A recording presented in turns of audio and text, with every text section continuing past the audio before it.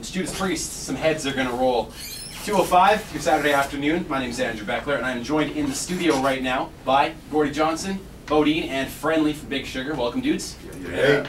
So it's been a while since you guys have been back here to play, hey? So the town is... It's been a while since there was Big Sugar. That's why. Yeah, man. The town is very excited to have you here. I think it's gonna be a cool show tonight. So just gonna ask you guys a few questions. I know you've been working on a new album. Yeah, it's done, man. It's the new album, the new Big Sugar album. Is called Revolution Per Minute. Comes out June the 28th, which is soon. That is next Tuesday. Yeah, next week.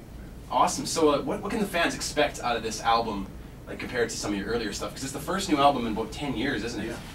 Yeah, it's the first full studio record we've done in 10 years. The band got back together last spring just to do some one-off shows here and there, and we just had such a good time doing it. And I don't think anybody had, I don't think any of us thought we would have a bad time, but I don't think any of us really realized how much, the fans missed us, people missed us in general. Like just coming up to play, we couldn't believe the crowd response, and just how much fun we had playing together and communicating again. So went to the studio in the fall and worked for a couple of months on the record to get it out, and it's amazing because every track on it has elements of all the classic Big Sugar ingredients, you know, but it's a continuation of it. So it's not like we went in there to reinvent the sound of the band, like, we gotta make it more modern or heavier or lighter or anything. It just, we walked in and played the way we played. Guess what? It sounded like Big Sugar. Awesome. So, did you produce it, Gordie? Yeah. Okay. Yeah, that's what I mean. And where did you guys record that? We recorded the record in Toronto at Phase One Studio, which is where all of the classic Big Sugar records were recorded. I really wanted to get back in that same environment. I do most of my work out of Texas, so I mixed the record down at Willie Nelson's studio in Texas. But I really felt like we had to get, for the Big Sugar vibes, we all had to be together in that same room in Toronto. And it really worked. I think it really did. We all related to each other just like back in the day, you know, and the sounds were instantly Big Sugar. It's kind of cool. Almost like riding a bike, just never forget it, eh? Right, yeah. Shine the bike up. Yeah, just a new bike. New bike. Pumped up the tires, it's good to go. So I was on your website earlier today and I saw the album cover. That's very cool. Who designed that? Yeah. I did. You know, I mean, I tried to, I mean, so much of what Big Sugar is our live presentation, you know. So I tried to get away from, like, promo pictures, more like live pictures of us doing, you know, on stage and doing the thing that we do. And try to, you know, really create that, the sense that we're back. Not just as, these aren't a bunch of tracks that we found in a vault somewhere and put out. This is really us playing, and we're out playing live again and all that stuff. That's cool, yeah. And I've heard so much about your live show. This is going to be my first time seeing you guys live. Cool. Yeah, man. Are we going to get to hear any of the new stuff tonight? Yeah. Yeah. Oh, yeah. Yeah, lots of new stuff in the show. Sprinkling. Yeah, but lots of classic stuff, too. I mean, I don't want to challenge people too tough, you know. I mean, we haven't been around in a while, so all the stuff is new to us again. You know, like playing Dig in a Hole had never been so much fun, honestly. I haven't played it in so long, you know, All Hell for a Basement, songs like that. You get up and play it with the guys, like, wow, it's new and exciting for us, too. That's very cool. We are playing the new single, Roads Ahead. That is an awesome song, by the way. I knew I could count on Lloyd, man. I knew I could count on you guys for that. This has always been you know, we really emphasize to our agent that you can't just take us to Vancouver, Toronto, Montreal. That's a Canadian tour? No. Like even Montreal and Winnipeg and Calgary and Edmonton, yeah, that's still not a Canadian tour, man. Come on, get us out there. We got to get to where the people are, you know. So this is a nice comeback for us to be here. I think we're all happy you made that decision. That's pretty cool. Now it might be, you know, too early to ask you this question since the new record isn't even out yet. But you always hear about these bands going to the studio and they say, well, we came out with more material than we could possibly use on one record. Was that at all the case for you guys? No. I mean, just because I'm a producer and in the band, really when we sat down to make the record, I planned it all out, including extra bonus material. So like if you buy the record on iTunes, you're gonna find extra material in there. You know, later in the fall there'll be dub remixes of stuff, and you know, tracks that people can remix themselves and things like that. You know, now with digital stuff, you can provide all that stuff to people. So we plotted that out. So there's a lot of new material that's going to come out in the next several months. So that's something that's probably different from when your last studio album came out, because I mean I don't think iTunes was around 10 years ago, was it? So no, it came out on the compact disc. I'll tell you what, the other thing that wasn't around 10 years ago, vinyl wasn't a big deal anymore. Like, there was nobody pressing vinyl. It was really hard to get your record on vinyl as well, whereas now we can, you know, a lot of bands are doing that because fans want it. You know, people go to the merch table, man, you want that nice big piece of art on there. And vinyl records, you can buy a little USB turntable now to plug into your computer or what have you. So I just want to, you know, provide it for people. We love vinyl too, you know. Friendly over here, he's a DJ. I'm a vinyl junkie, man. I can't leave my vinyl. You know? And reggae music should come to you on vinyl, really. You know what I mean? So the reggae aspect of Big Sugar really sounds good on vinyl. It's that nice thick low end. Hey, that's so. Revolution per Minute will be available on vinyl. Eventually, it will. Yeah. Very cool. So, moving into tonight's show, you guys are playing with the Trews, and from what I hear, you have kind of a cool relationship with the Trews. There's a long history with the Trews. Yeah, man. Love the Trews. Yeah, they're family to us. You know, they're like, to my children, they're not rock stars. They're uncles. You know, they're just they've slept in our house, and you know, I continue to work with them all these years. We've played together, and they're kind of responsible. I have to give them credit for rejuvenating Big Sugar, kind of bringing us back and rejuvenating my opinion of Big Sugar, because I wasn't dissing on it, I just hadn't thought of it in a long time. I've got Grady down in Texas and playing with those guys, producing lots of records, and I wasn't thinking about Big Sugar. I came to see the Trews play a couple times. I went and saw them at Calgary Stampede. Oh, the Trews are in town. Cool, man. I took a drive to Calgary Stampede. Put on my cowboy hat and went to watch the Trews, and they got me up on stage to play a couple songs, which turned into like 8 Big Sugar songs. I just got them to play a song, play half of their set.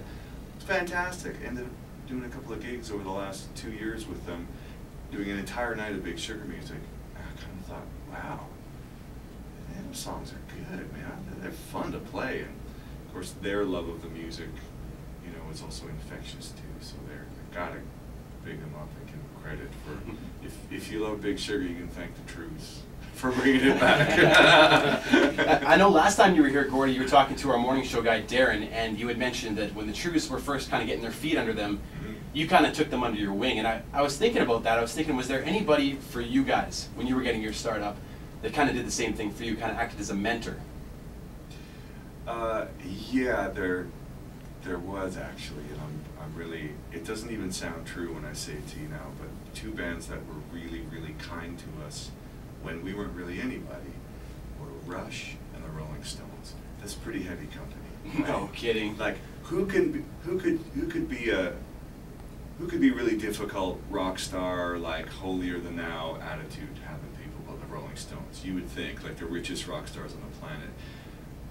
Anytime Big Sugar encountered the Rolling Stones, they treated us like the big stars. Those guys did. Charlie Watts came to our dressing room. I was like, did you guys, you made sure you got fed and everything? And do you guys need a sound check? Do you want us to get rid of the rugs on the stage? We can do that. You know, like, they let us use the full sound, the full lights. That's a Rolling Stones. They don't have to be nice to anybody. And they were nice to little Big Sugar. I was like, man, that's the way to be. When you see some little bands coming up, don't judge them. Give them a leg up. If they're not as good as they could be, give them some help, and not just diss these people and keep them away from us. Like, we gotta crowd it all, we gotta hug onto it all for ourselves. You know, we gotta have the spotlight. You can't be as loud as us. You can't have all the lights. You don't get a dressing room. I gave Nickelback their first case of beer, you know, backstage. They were out with a, you know, a minivan and a U-Haul, just loading their own gear and opening for Big Sugar. And I got to some gig in like Lethbridge or something. These guys are from Lethbridge. You don't even give them a case of beer. Come on, I'll buy them a case of Corona. Come on, man. Give these guys a chance. You know, so those little acts of kindness, man, it's amazing. They're small, but they really pay off. You know, sometimes a young band needs that boost in the arm when things seem the most desperate, like just those little things. Rush was the same way. Alex from Rush was like, he didn't know me. I was just a guy in Toronto playing guitar. he gave me a double neck guitar. I was like, yeah, man, just see if it brings you good luck. See if it brings me good luck. It brought me good luck right now. That's how much. But the course of this band changed because of that just random act of like, hey man, let me help you out a little bit. You know, one of your idols helps you out like that. Wow, it really it galvanizes you for the rest of your career. That's cool. I think that also shows a lot of confidence in the band's sound too. It's like we know what we have going on here is pretty good, and we're not worried about our place in music or anything. Eh? Yeah, that's true. It's better for the audience anyway. You know, if the opening act has a really great set, that doesn't make us look bad. It makes us look good because everyone's in a good mood. Everyone's had a great rock show so far. How can we go wrong when we walk up there? You know.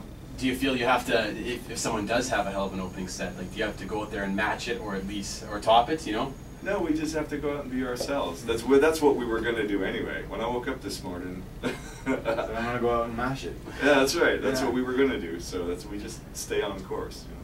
So this is a question that I'd like to ask you, because I mean, not many bands achieve the kind of success and longevity that you guys have, and it's pretty impressive. But I was thinking when you first started playing together back in, was it Toronto in the late '80s? Is that when you? Yeah. Did you know you had something special after those first few times you played together? You know, the thing about Big Sugar is it's different from a lot of bands. It's not like we were a bunch of guys that went to school together and then started jamming in the garage and stuck together and traveled in a station wagon and came up from that. I had always worked as a professional musician from when I was a kid. You know, I was way too young to be in bars. I was already playing professionally. So Big Sugar for me was always the band that I had hired and put together. And so the membership has changed and evolved over the years, and the sound of the band had evolved and continued to evolve. And it was just a one step at a time thing. It's only looking back at it that we now go, wow, what happened there? Like, when did you guys really make it? I don't know, I'll let you know, man. I think we're still just working at it, you know? To me, it's just a work in progress. It's easier for people on the outside to look at it and go, wow, you guys, you really made it. Did we? I guess we kind of did, man. That's, wow, cool. At the time, we were too busy trying to notice. And still trying. And still trying. And I think just the camaraderie and the unity of the band now is stronger. It has more identity, like as a family unit than it ever did in the past. There was always sort of a revolving door. We had different drummers on every record, and the band went from a 3-piece to a 4-piece to a 5-piece to a treble with a horn section, the whole thing. Now the band feels like this is our community, you know. So whoever is part of our family is welcome to be on stage with us. It's not a 3-piece band anymore. It's kind of a 5-piece band, but not really, because the guys from Wide Mouth, by the way, I'm the bass player in Wide Mouth Mason now. You're Earl Pereira? No, I'm no longer Earl Pereira. Earl Pereira is Earl Pereira. I'm the bass player for Wide Mouth Mason. That's cool. It's confusing to me too. But so those guys are family to us too. So when Wide Mouth is doing shows, well, Sean and Saf they're in Big Sugar. They come on stage and play. They know all the songs. I discovered those guys when they were Saskatchewan youths, just playing in Saskatoon. They never toured anywhere, and we took them on tour. And so I raised them, So now they're my brothers. So they come on stage with us.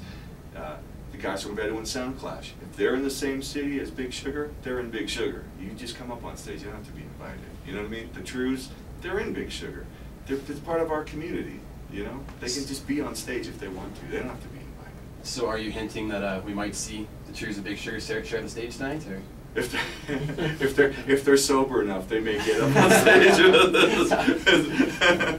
I got one more question for you guys, and I like to ask this out to all the bands I talk to, and actually just anybody I talk to. What's playing in your CD player these days? Ooh, what were we rocking all the way? Wailing Souls is what we were listening to on the way out here. Yeah. Classic 70s rockers. Yeah, Jamaican classic reggae. Jamaican reggae. Yeah. Dub remixes and stuff. Yeah, we were kind of tripping out all the way here. It was a nice drive.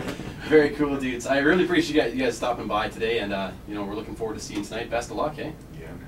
That's the guys from Big Sugar. We're gonna play the new single in just a few minutes. We'll check in with Aaron Miller now.